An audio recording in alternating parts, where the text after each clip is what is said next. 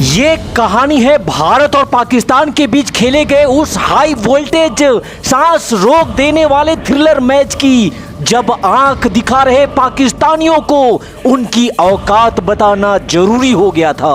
भारत से ना जाने कितनी बार मार खाने के बाद भी ये जो पाकिस्तान है वो सुधरने का नाम नहीं लेता। हाल ही में हुए एशिया कप में पाकिस्तानी खिलाड़ी हरीश रऊफ भरे मैदान पे जिस तरह से राफेल गिराने का इशारा कर रहा था, अरे राफेल तो दूर, तुम्हारा निशाना तो इतना मजाकिया होता है।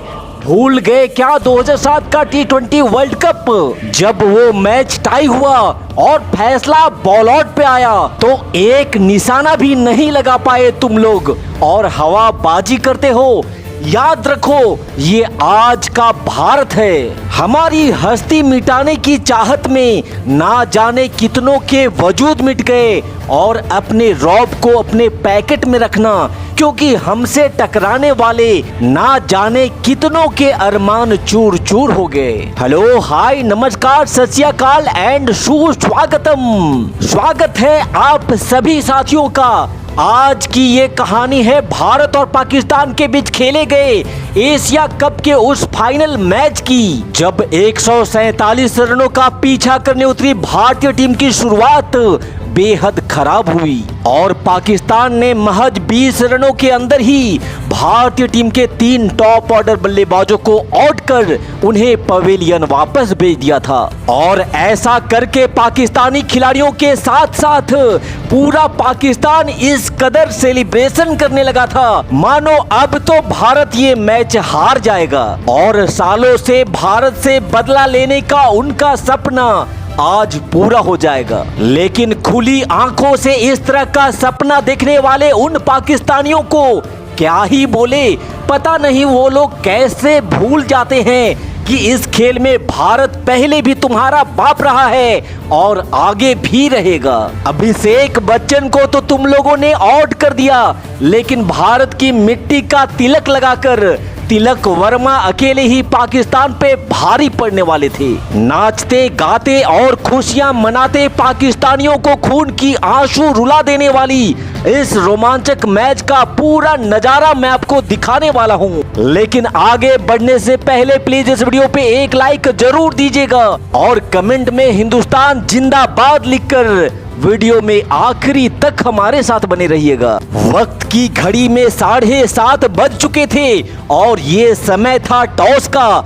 जहां भारतीय कप्तान सूर्य कुमार यादव ने टॉस जीतकर पहले गेंदबाजी करने का फैसला किया। यहां पहले बल्लेबाजी करने उतरी पाकिस्तान टीम की शुरुआत अच्छी होती है। पाकिस्तान के ओपनर साहिबजादा फरहान और फकर जमान ने पाकिस्तान को एक सदी हुई शुरुआत दिलाई और 9 ओवर के खेल में ही पाकिस्तान के स्कोर को 80 रनों तक भी पहुंचा दिया था। तब पाकिस्तान की इस जबरदस्त शुरुआत को देखकर ऐसा लग रहा था कि आज पाकिस्तान की टीम यहां एक बड़ा स्कोर बोर्ड पर लगाने वाली है। लेकिन फिर वरुण चक्रवर्ती ने कहा कि ऐसा तो हम होने नहीं देंगे।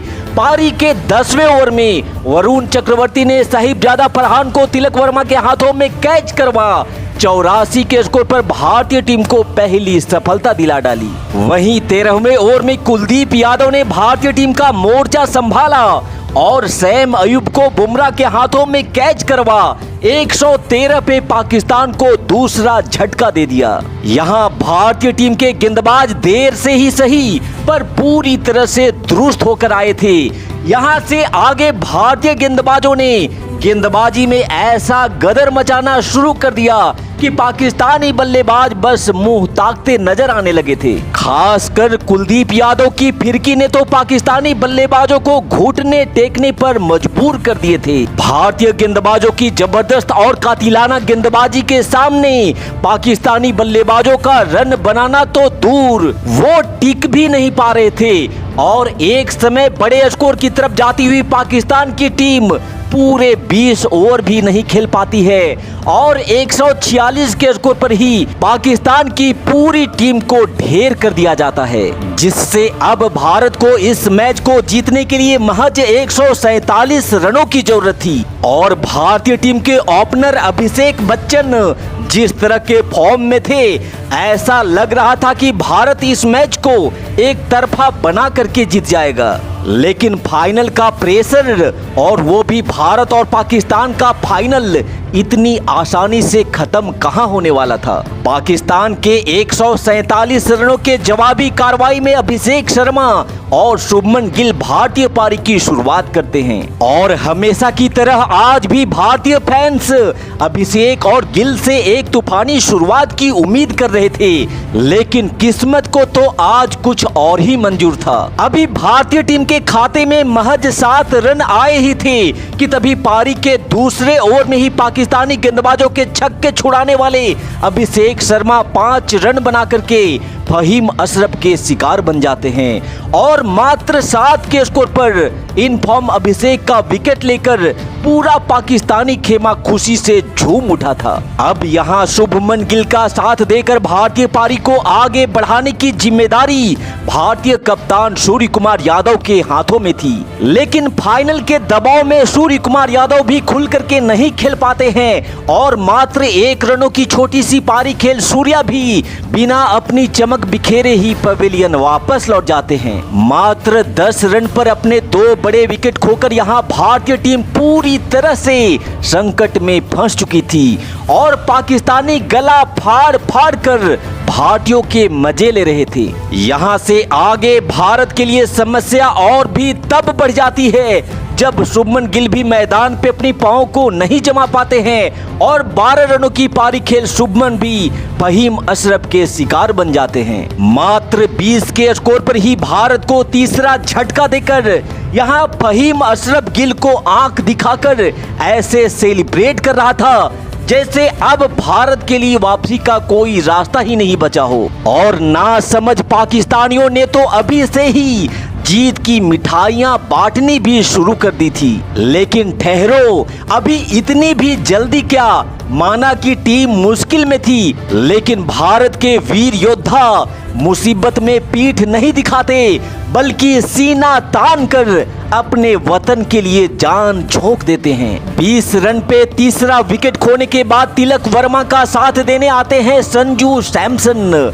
यहाँ से आगे संजू सैमसन और तिलक वर्मा ने मिलकर बड़ी ही बहादुरी से पाकिस्तानी गेंदबाजों की आंखों में आंखें डाल भारतीय पारी को आगे बढ़ाना शुरू किया। यहाँ तिलक वर्मा और संजू सैमसन ने कुछ गगनचुंबी शॉट भी लगाए और एक अच्छी पार्टनरशिप करके भारत के स्कोर को 12 ओवर की समाप्ति के बाद 77 रनों तक भी पहुंचा दिया था। लेकिन तभी 13वें ओवर की दूसरी गेंद पर संजू सैमसन भी अबरार की गेंद पर आउट हो जाते हैं और 77 के स्कोर पर ही भारतीय टीम अब अपना चौथा विकेट गंवा देती है, जिससे पाकिस्तान एक बार फिर से इस मैच में वापसी कर लेता है। यहाँ से आगे तिलक वर्मा का साथ देने आते हैं शिवम दुबे।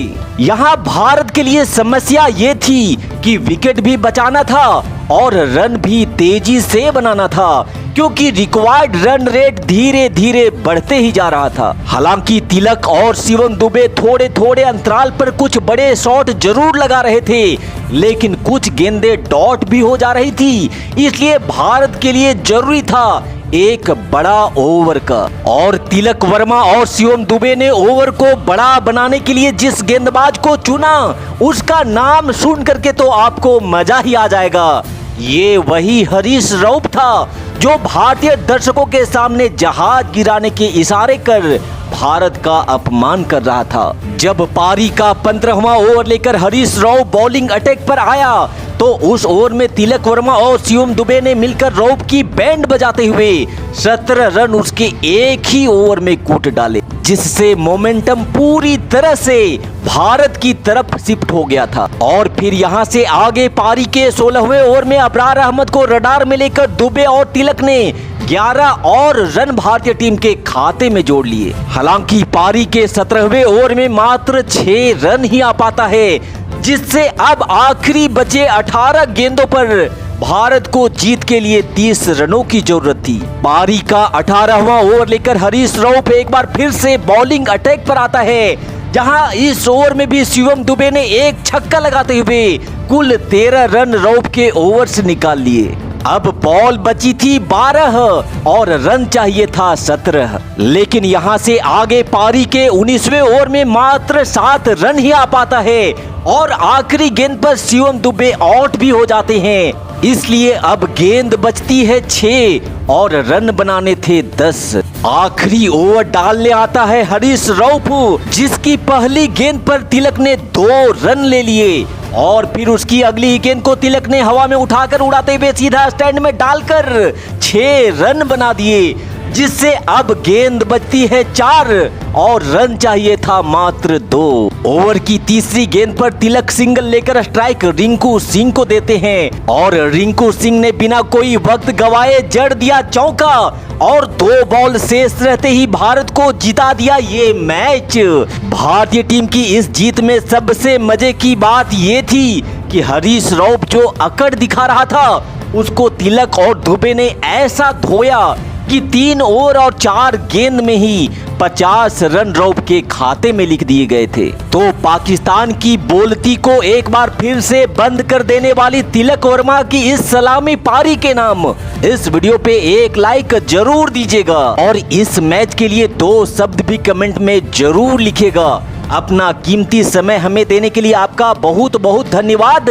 जय हिंद, वंदे मातरम।